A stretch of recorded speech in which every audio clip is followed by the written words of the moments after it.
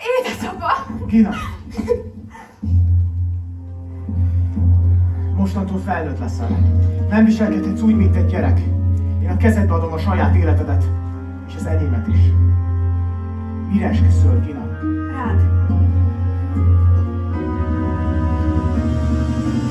Gina, a háború elveszett. Elveszett úgy is, hogy ezrek hiszik, mint rég. Hogy győzhetünk még.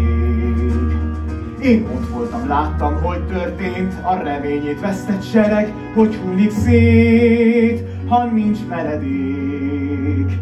De bármi vár, nincs más választás. Vagy béke lesz, vagy végső romlás. Csak vér és gyász, csak vér és gyász. Menteni kell az életet, menteni kell, amíg lehet. A sok falvat és várost itthon, a katonákat kinn a fronton. A háborút be kell fejeznünk, hogy több vér ne folyjon. Ez hát a tét, élet-halál,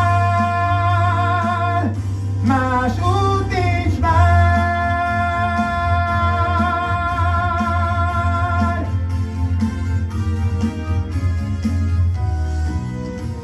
S ha kiugranánk, jön a megszállás, Hitler a maradék magyart is odadobná, feláldozná. Azt teszem, hát mire esküdtem én, védem a hazát, tudva, hogy mit hoz a vég, ha belebuknék.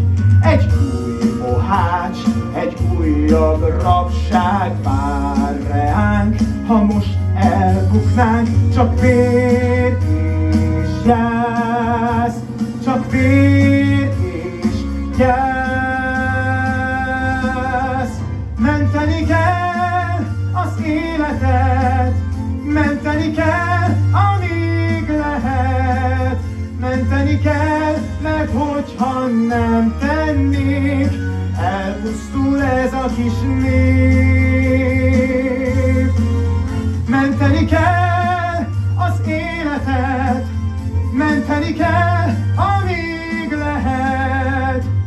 A sok ártatlan nő és gyermek, aki semmiről nem tehet, nem veszhettek velünk együtt, ti kell, hogy éljetek, ez hát a tét.